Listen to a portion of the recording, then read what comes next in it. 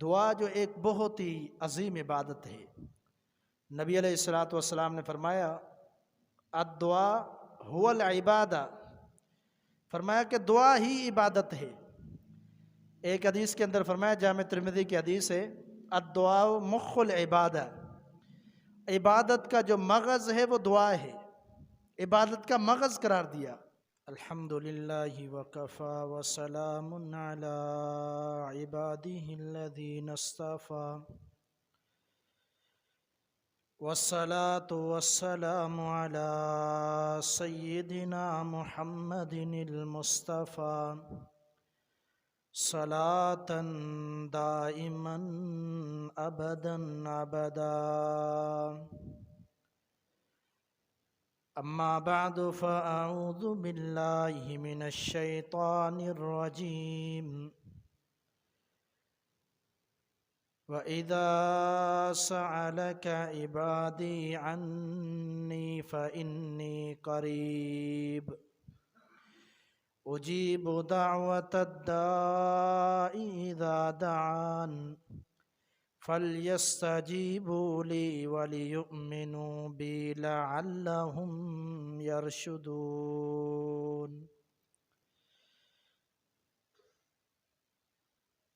حمد و ثنا، درود و سلام کے بعد معزز سامعین، بہت ہی اہم بیان آپ سماعت کر چکے کہ صحابہ اکرام رضوان اللہ علیہم اجمعین،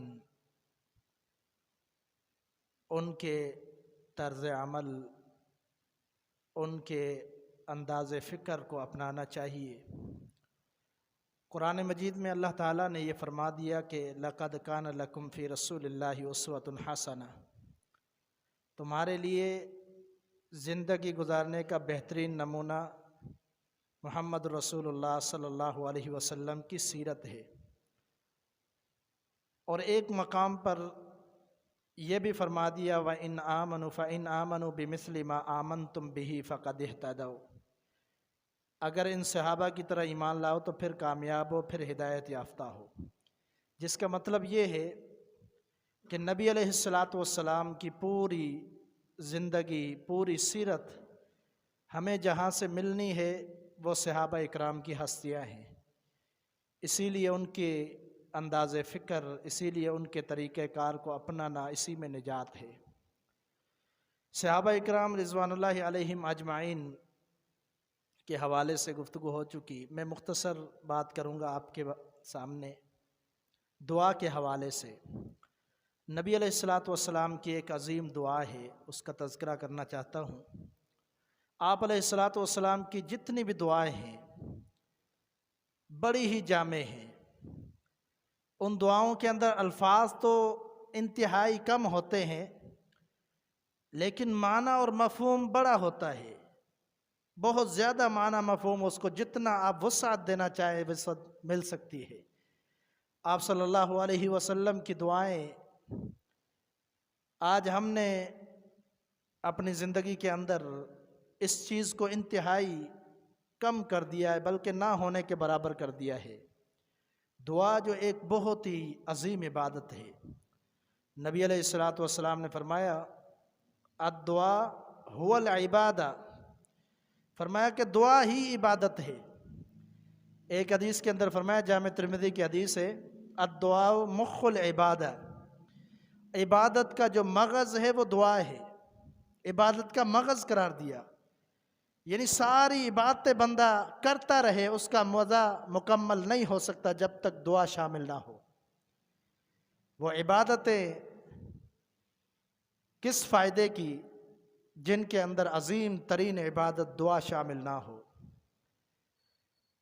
دعا کی مختصر وضاحت کے بعد میں آپ کے سامنے نبی صلی اللہ علیہ وسلم کی وہ دعا رکھوں گا۔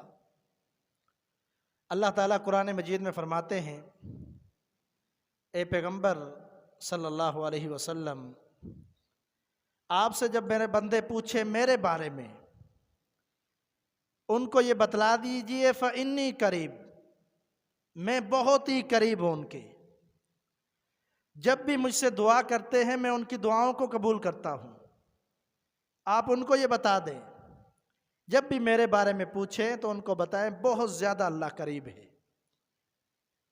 آج زندگی کے اندر بڑے مسائب، بڑی پریشانیاں، دنیا کے مسائب پریشانیوں کو ہم حل کرنے کی کوشش کرتے ہیں دنیاوی وسائل کے ساتھ۔ پریشانی آ گئی، مشکل آ گئی، 8 بندوں کے پاس چلے جاتے ہیں، 10 بندوں کے پاس چلے جاتے ہیں، کچھ رقم چاہیے، کوئی چیز چاہیے، فلاں فلاں، لیکن اتنی توفیق نہیں ہوتی کہ جب پریشانی آئی ہے پہلے اللہ سے سوال کریں، پہلے اللہ سے مانگیں۔ فائدہ تب ہوگا، اگلا بندہ تب آپ سے راضی ہوگا، تب آپ کی مدد کرے گا جب اللہ چاہے گا۔ تو جب دعا سے تعلق نہیں ہے تو پھر پریشانیاں تو آنی ہیں، مشکلات تو آنی ہیں۔ اللہ تعالیٰ نے قرآن مجید میں انبیاء کا تذکرہ فرمایا۔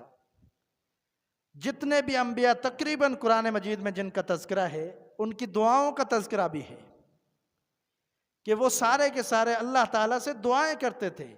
اس کی وجہ کیا ہے؟ اس کی وجہ یہ ہے کہ دعا اللہ تعالیٰ کے ساتھ تعلق کو قائم رکھنے کا ذریعہ ہے۔ دعا کے ساتھ اللہ کے ساتھ بندے کا ربط قائم رہتا ہے، تعلق قائم رہتا ہے۔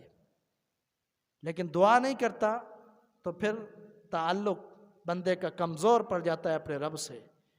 جو بار بار ہاتھ اٹھا کے دعائیں کرتا ہے، اللہ تعالیٰ انتہائی زیادہ خوش ہوتا ہے ایسے بندے سے کہ میرے بندے کو میں یاد ہوں، مجھ سے دعائیں مانگتا ہے۔ نبی علیہ السلام کے پاس ایک صحابی آتا ہے، سوال کیا اللہ کے رسول صلی اللہ علیہ وسلم، انی اذنبت، میں گناہ کرتا ہوں، اس کے بعد کیا کروں؟ آپ صلی اللہ علیہ وسلم نے فرمایا فوراً اللہ تعالیٰ سے توبہ طلب کرو، استغفار کرو۔ کہتا ہے اللہ کے رسول صلی اللہ علیہ وسلم، استغفار کرتا ہوں، توبہ کرتا ہوں، پھر شیطان مجھے بہکا دے، پھر مجھ سے خطا ہو جائے، پھر کیا کروں؟ آپ نے فرمایا پھر توبہ کرو، پھر استغفار کرو۔ جب دوسری مرتبہ، تیسری مرتبہ، چوتھی مرتبہ جب اللہ سے سوال کرتے ہو، ہاتھ اٹھاتے ہو، تو اللہ تعالیٰ اس وقت یہ فرماتا ہے کہ میرے بندے کو پتہ ہے، یہ جانتا ہے کہ میرا کوئی رب ہے جو مجھے معاف کرنے والا ہے، اس لیے یہ بار بار میرے دروازے پر آتا ہے۔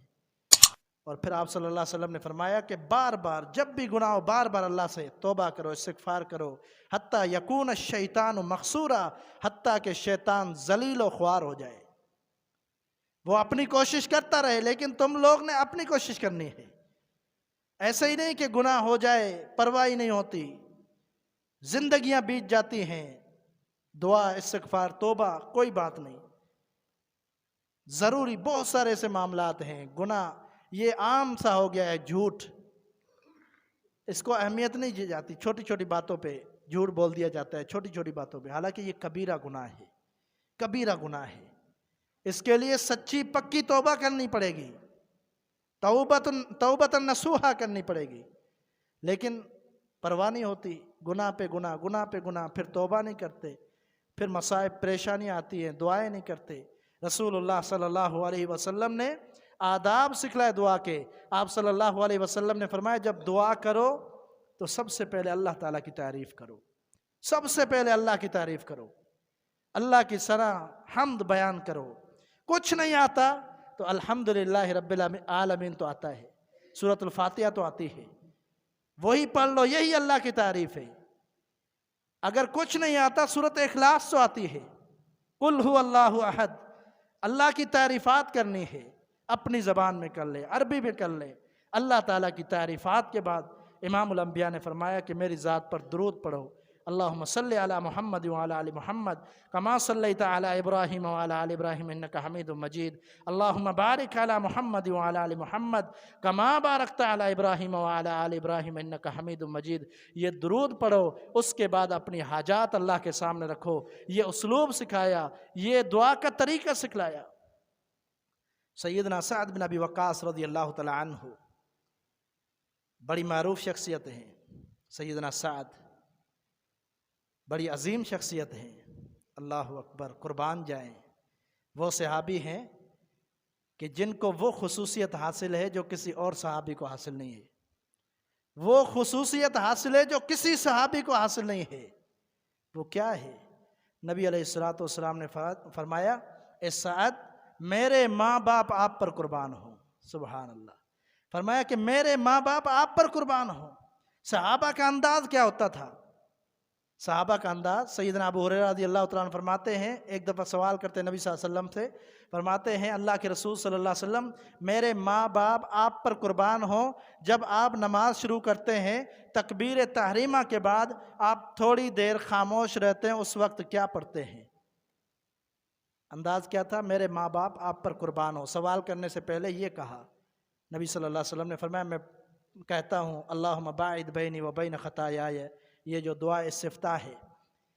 تو صحابہ اکرام کا یہ انداز ہوتا تھا، لیکن اللہ کے رسول صلی اللہ علیہ وسلم نے سیدنا سعد کو یہ فرمایا کہ میرے ماں باپ آپ پر قربان ہوں۔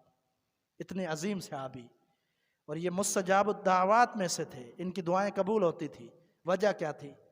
وجہ یہ تھی کہ نبی علیہ الصلوۃ والسلام نے ان سے یہ فرمایا تھا، جب انہوں نے سوال کیا اللہ کے رسول میری دعائیں قبول نہیں ہوتی میں کیا کروں؟ آپ نے فرمایا اے سعد، اپنے لقمے کو حلال کا بنا لے، جو لقمہ تو کھاتا ہے اس کو حلال کا بنا لے، حرام سے بچ جا، تیری دعائیں قبول ہوں گی۔ اس کے بعد تاریخ گواہ ہے، بڑے بڑے واقعات موجود ہیں، سیدنا سعد نے جن کے لیے بد دعائیں کی وہ برباد ہو گئے، تباہ و برباد ہو گئے۔ ایک شخص نے، کوفہ کے شخص نے بھی شکایت کر دی تھی امیر المومنین عمر رضی اللہ تعالیٰ عنہ کی، جو آئے تھے قاصد، دو صحابی آئے، عبداللہ بن ارقم، ایک اور صحابی تھے محمد بن مسلمہ غالباً، یا محمد بن حنفیہ، یہ دو، محمد بن مسلمہ، یہ آئے دو، ان کو بھیجا سیدنا عمر نے، جاؤ دیکھ کے آؤ کیسا معاملہ ہے سعد کا، وہ گورنر ہے علاقے کا، یہ سارے علاقے میں سروے کرتے ہیں، ہر جگہ جاتے ہیں، جہاں جاتے تعریفات سنتے ہیں سیدنا سعد کی، کہا وہ بڑا لاجواب انسان ہے، بڑا ہی عظیم شخص ہے، اس کی کیا شکایت ہوگی؟ لیکن ایک بدبخت نے شیطانی ورگلاوے میں آ کر اس نے کیا کیا؟ اس نے شکایت کر دی، ایک ہی شخص کی شکایت پر سیدنا عمر نے سیدنا سعد کو معزول کر دیا، گورنر سے ہٹا دیا۔ سیدنا سعد رضی اللہ تعالیٰ عنہ کو افسوس ہوا، دکھ ہوا اس بات کا کہ جو چیز نہیں تھی وہی میرے بارے میں کہی گئی، مجھ پر الزام تراشی کی گئی، کیونکہ ایک مومن بندہ اللہ تعالیٰ کے پیارے پیغمبر محمد رسول اللہ صلی اللہ علیہ وسلم کا ساتھی، صحابی، تقوی پرہیزگاری کا پہاڑ، ان کو تو اپنی پورے ہر حوالے سے اپنا علم ہوتا ہے کہ ہمارے کیسے شب و روز ہیں، ان کی زندگیوں کی اللہ تعالیٰ نے قرآن مجید میں مثالیں دی ہیں۔ وہ صحابہ اکرام، ان پر جب کوئی الزام لگائے تو وہ کیسے برداشت ہوگا ان سے؟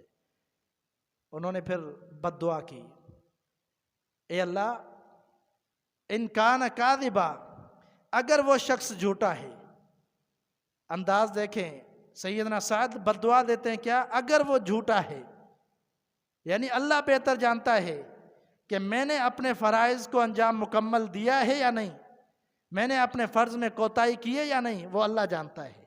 اس لیے کہا اے اللہ وہ شکایت لگانے والا، الزام تراشی کرنے والا اگر جھوٹا ہے، اطل عمرہ، اطل فقرہ، اے اللہ اس کی عمر کو لمبا کر دے، اس کے فقر و فاقے کو بڑھا دے، اور پھر آخری دعا یہ کی کہ اللہ اس کو فتنے میں مبتلا کر، اور تاریخ گواہ ہے ایسی دعا قبول ہوئی کہ وہ عمر رسیدہ ہو چکا تھا، روڈ پر بھیک مانگا کرتا تھا، اس عمر میں بھی گندی گندی حرکتیں کرتا تھا، لوگ کہتے تھے کیا کر رہا ہے اس طرح کی گندی حرکتیں، عمر تو اپنی دیکھ، لوگ تانے دیتے تھے، کہتا تھا اصابتنی دعوت سعد، مجھے پہنچ چکی ہے بد دعا سعد بن ابی وقاص کی۔ یہ سعد تھے جن کی دعائیں اللہ تعالیٰ قبول فرماتے تھے، کیوں؟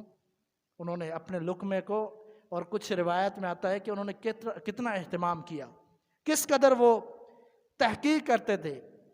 فرماتے ہیں اگر میں کسی کھجور کو لیتا تھا، بازار سے کوئی کھجور والا کھڑا ہوتا، ٹھیلے والا کھڑا ہوتا، اس سے کھجوریں میں نے لینی ہوتی تو اس سے پوچھتا آپ نے کہاں سے لیے ہیں، پھر وہ جس کا بتاتا اس کے پاس جاتا، وہ جس کا بتاتا اس کے پاس جاتا، حتیٰ کہ میں باغ کے مالک کے پاس پہنچ جاتا تھا کہ تو نے کس طریقے سے اس کو بیچی ہے۔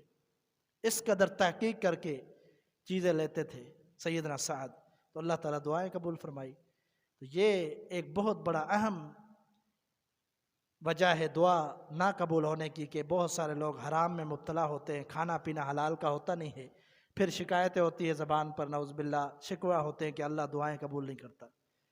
غلطیاں اپنی ہوتی ہیں اور شکوہ اللہ کو کرتے ہیں کہ اللہ دعائیں قبول نہیں کرتا۔ نبی علیہ الصلوۃ والسلام نے فرمایا کہ دعائیں قبول ہوتی ہیں، لیکن لوگ بہت جلدی کرتے ہیں دعائیں کی قبولیت کے لیے، فوراً شکوہ لاتے ہیں زبان پر۔ اگر یہ دعائیں قبول نہ ہوں تو پھر بھی آخرت میں اجر جمع ہوتا ہے اس شخص کے لیے جس کو دنیا میں دعائیں قبول نہیں ہوئی۔ تو نبی علیہ الصلوۃ والسلام کی دعا کا میں آخری تذکرہ کر دیتا ہوں، جو آپ صلی اللہ علیہ وسلم کی دعا ہے۔ نبی علیہ الصلوۃ والسلام دعا فرمایا کرتے تھے، اللہم جنبنی منکرات الاخلاق والاعمال والاہواء والادواء۔ یہ 4 الفاظ ہیں حدیث کے اور انتہائی آسان ہیں، یاد کرنے میں اتنی مشکل نہیں ہے۔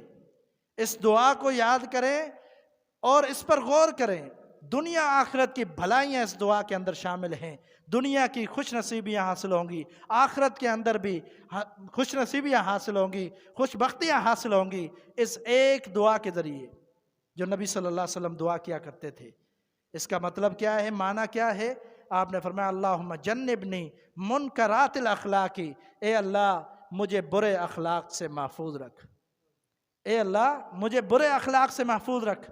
یہ خلق کی جمع ہے، خلق کی جمع اخلاق ہوتی ہے، اخلاق کے اندر ساری چیزیں آ جاتی ہیں۔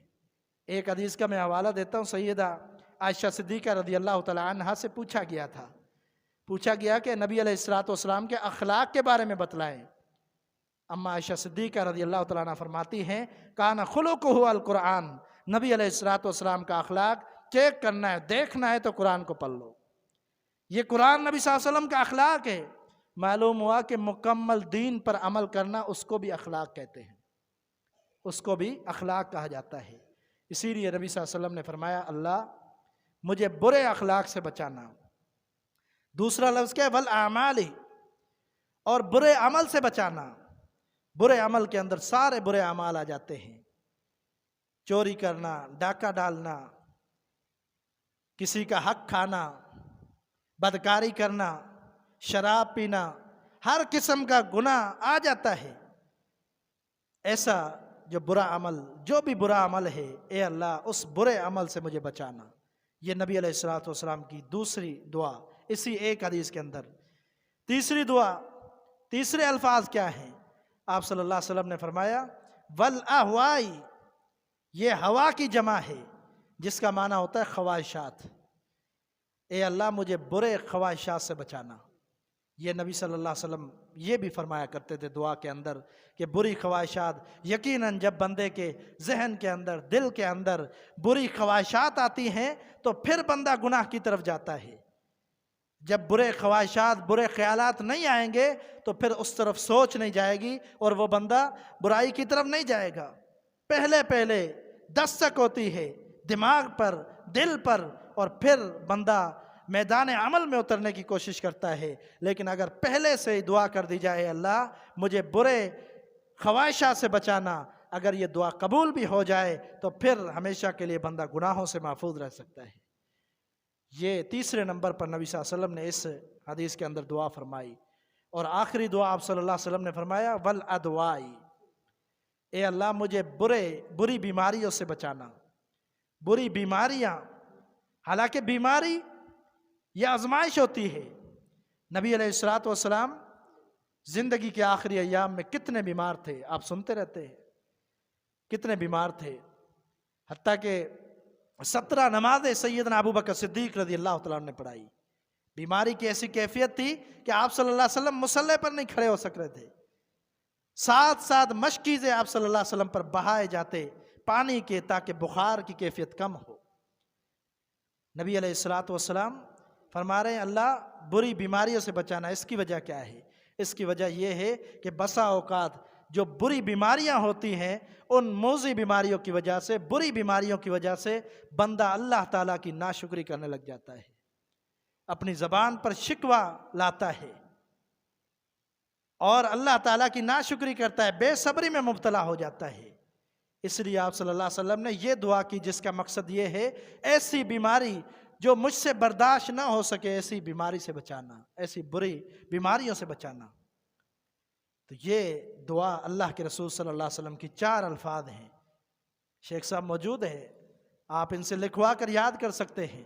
اللہم جنبنی منکرات الاخلاقی والاعمالی والاہوائی والادوائی، یہ سارے دنیا کی خوش نصیبیاں اور آخرت کی خوش نصیبیوں کی دعا ہے۔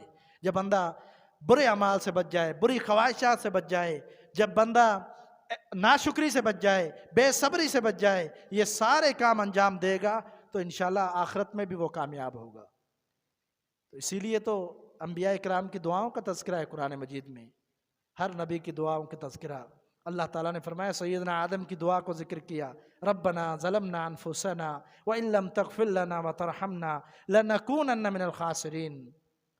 سیدنا یونس علیہ السلام مصیبت میں پریشان ہیں،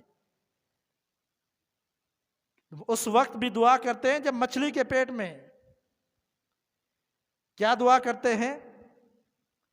دعا یہ کرتے ہیں کہ اللہ میں نے اپنے نفس پر ظلم کیا ہے، میری یہ غلطی ہے کہ میں اپنی قوم سے غصہ کر کے آ گیا، لیکن اس جگہ سے تو ہی مجھے نجات دے، میں ہی ظالم ہوں، اپنے آپ کو قصوروار ٹھہرا رہے ہیں۔ سیدنا یونس علیہ السلام، سیدنا نوح علیہ السلام دعا مانگتے ہیں، قال ربی انی مغلوب فانتصر، اے اللہ میں مغلوب ہو چکا ہوں، جس کا مقصد یہ ہے کہ میں اب بے بس ہو چکا ہوں۔ انبیاء مغلوب نہیں ہوتے، اس کا مطلب یہ ہے کہ اللہ میں بے بس ہو چکا ہوں، یہ میری قوم والے نہیں مان رہے، اب تو ہی میری مدد کر ان کے خلاف۔ پھر اللہ تعالیٰ نے عذاب نازل کیا۔ تو جب انبیاء نے دعائیں کی تو اللہ تعالیٰ نے ان کا دعاؤں کی قبولیت کو بھی ذکر کر دیا کہ اس طرح اللہ نے دعائیں قبول کی۔ ربنا ابعث فیہم رسولا منہم، سیدنا ابراہیم نے دعا کی کہ اللہ ان میں رسول بھیج دے۔ اللہ تعالیٰ نے امام الانبیاء جیسا عظیم پیغمبر اس آخری امت میں مبعوث فرما دیا۔ سیدنا ابراہیم کی دعا ہے۔ تو بہت سارے انبیاء کی اللہ تعالیٰ نے دعاؤں کا تذکرہ کیا، جس کا مقصد یہی تھا کہ یہ انبیاء اللہ کے ساتھ ان کا تعلق قائم تھا، مضبوط تھا، دعاؤں کی وجہ سے ہر وقت ہر پریشانی میں پہلے اللہ کو پکارتے تھے، پہلے اللہ کو پکارتے تھے، اللہ تو مدد کر، پھر دنیا کا وسیلہ دیکھتے۔ یہ انبیاء کا طریقہ کار تھا۔ اس لیے جب ہم دعاؤں کو اپنی زندگی میں لائیں، دعاؤں کو سیکھ لیں، پڑھ لیں، تو پھر سارے مصائب حل ہو سکتے ہیں۔ وسائل پیدا کرنا اللہ تعالیٰ کی طاقت میں ہے، قدرت میں ہے، بندہ کچھ بھی نہیں کر سکتا۔ آپ کسی کو کتنا بڑا سمجھیں کہ وہ میری مدد کرے گا، وہ بھی اللہ کے ہاں محتاج ہے۔ اس لیے ہمیں محتاجی ہمیشہ اللہ کی قبول کرنی چاہیے۔ بندہ ہمیشہ یہ سمجھے کہ میں اللہ کا محتاج ہوں، فوراً اللہ سے دعا کریں، ہر معاملے میں اللہ سے دعا کریں، اللہ دعائیں قبول کرتا ہے، پھر معاملات حل ہوں گے۔ اللہ تعالیٰ سے دعا ہے کہ اللہ تعالیٰ ہم سب کو توفیق عطا فرمائے کہ جو سنایا اس پر عمل کر لے، اور دنیا اور آخرت کی بھلائیوں کی خاطر جتنی بھی اللہ تعالیٰ نے دعائیں سکھائی، ہم خود سیکھ کر پھر اللہ تعالیٰ سے مانگنے لگ جائیں۔ وما توفیق الا باللہ علیہ توکلت و الیہ انیب۔